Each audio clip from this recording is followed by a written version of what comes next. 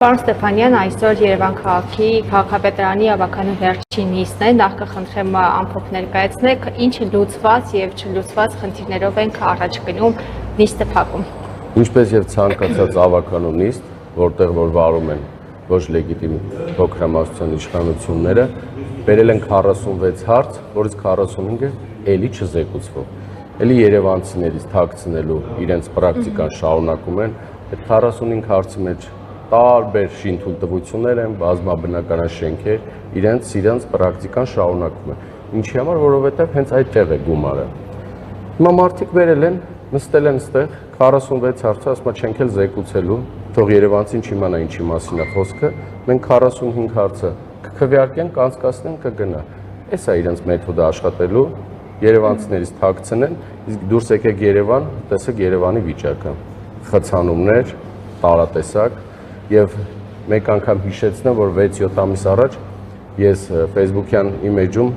մի նյութ էի դրել, տեղադրել, որ ըստ որոշ շրջանակների,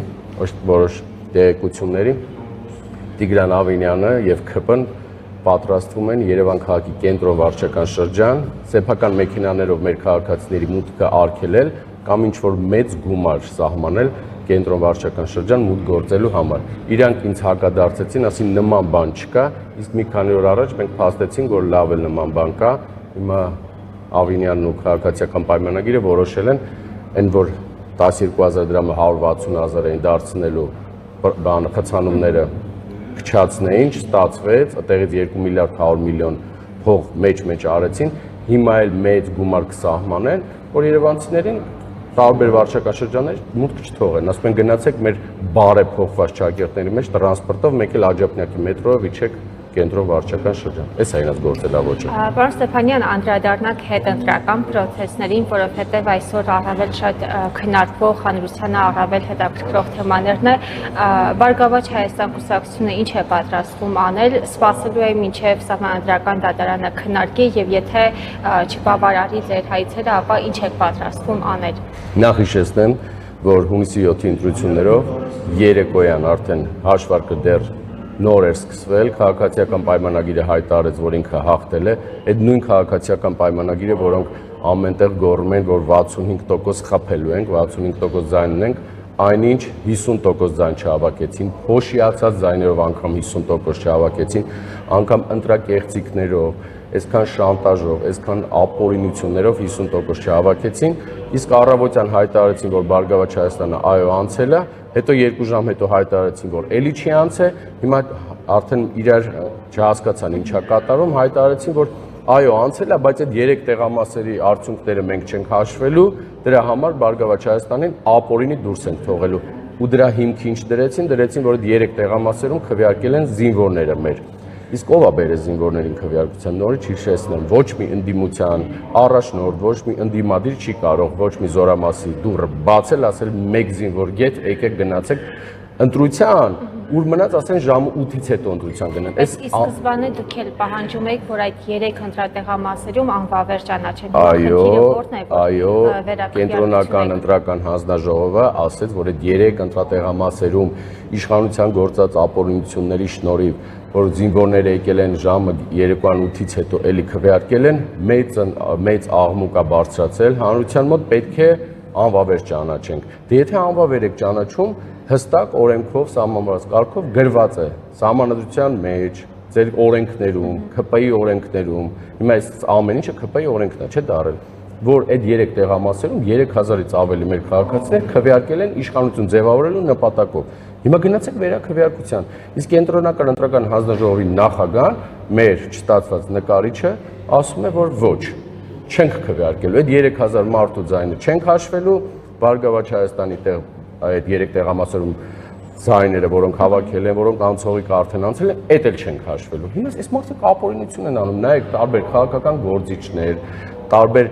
իրենց սիրած Եվրոպա մեծ, Ռուսամետ, Հայամետ, տարբեր գործիչներ, ասում են, սա խայտարակություն է։ 30 տարվա իրանց սիրած պետության մեջ ոչ մի ընտրություն ասենց ապօրինություններով չի անցել։ Մի ընդհանուր ուժ, որը ստացել է մոտ 60000 ձայն, իրանց քմաճուկների համար ասում են դուք չեք անցել։ Պարոն Ստեփանյան, ընդդիմադիր տարբեր ուժեր դուք եւս հաճախ եք խոսում այն մասին, որ այսօր Հայաստան դատական համակարգը անկախ չէ, դատավորները կաշկանդված են կամ ենթարկվում են մեկ մարդու, ով Նիկոլ Փաշինյանն է։ Հիմա այս պարագայում դուք ինչու որոշեցիք դիմել սահմանադրական դատարան, ինչ ակնկալիքով, եւ եթե դատարանը չբավարարի ձեր պահանջները, ինչ եք պատրաստվում անել։ Նախ հիշեցնենք, որ 30 տարվա մեջ գետ մեկ ընտրություն չի եղել համապետական, որ ընտրություններից հետո միանգամից 7 ուժ դիմի սահմանադրական դատարան։ 7 ուժ դիմելով սահմանադրական դատարան ի ցույց է դնում հանրությանը, որ ընտրությունները անցել են կեղծիքներով, ապօրինություններով եւ ուժերից մեկն էլ Բարգավաճ Հայաստանն է, որ դիմել է սահմանադրական դատարան ինչ ակնկալիքով վերաքվեարկություն կամ ճանաչեք այդ ձայները, կամ այդ 3000 մարդու մեր հպարտ քաղաքացիների ձայնը մի կորզեք, մի գողացեք։ Հիմա սպասենք ամսի 26-ին, սկսվում է արդեն ՍԴ-ում գործի քննությունը 7 ուժերի բողոքները, տեսնենք ինչ են ասելու, սահմանադրական դատարանը ինչ պետք է ասի, էլ ինչ ասեն։ ԿՀ-ն ասեց, խաբեց, ստեց, տեսնենք սահմանադրական դատարանը ինչ որոշում է կայացնում, այդում արդեն դրանից հետո մենք մեր դիրքորոշումը կհայտնենք։ Նաև ընդդիմադիր առաջատար ուժերից Ուժեղ Հայաստան կուսակցության առաջնորդ Սամվել Կարապետյանն է միավորվելու, համախմբվելու կոչ արել ու նաև ՀԱԿ առաջարկեց ոչի շարժումը։ Ինչպես եք սա ընդունում, արդյոք Բարգավաճ Հայաստանը պատրաստվում է այս երկու ուժերի շուրջ համախմբվել։ Ես միայն կարող եմ ասեմ դրական եմ ընդունում, բոլոր իրական ընդդիմադիր ուժերը պետք է համախմբվեն, այս հայտարարակ իրավիճակի վերջը տան։ Սա շարունակվել չի կարող, մեզ մոտիկանում են մեր քաղաքացիները, մեր հանրապետության քաղաքացիները եւ ասում են ժողովուրդ ջան, տեսեք, որ ընտրություններով ոչ մի բան չի փոխվելու։ Սա ամենավատ սցենարն է, որ քաղաքացին արդեն հիասթափվում է, որ իր ձայնը, իր ընտրությունը գողանում են, կեղծում են եւ ինքը չի կարողանում իշխանություն ձևավորել։ Պարոն Ստեփանյան, եւ վերջում մեկ հստակեցնող հարց էր, հա։ Դուք հիմա պայքարում եք, որ ձեր քվեները վերականգնվի եւ դուք անցնեք խորհրդարան, թե դեռ պայքարում եք իշխանապողության համար։ Մենք պայքարում ենք Հայաստանի Հանրապետությունը հային մնալու համար։ Իսկ ինչ վերաբերվում է քվե հետ վերադարձնեն, մանդատները հետ վերադարձնեն, սահմանադրական դատարանը կգործի օրենքի շրջանակներում, թող հայտարարի, դրանից հետո մենք մեր հայտարարությունը կանենք։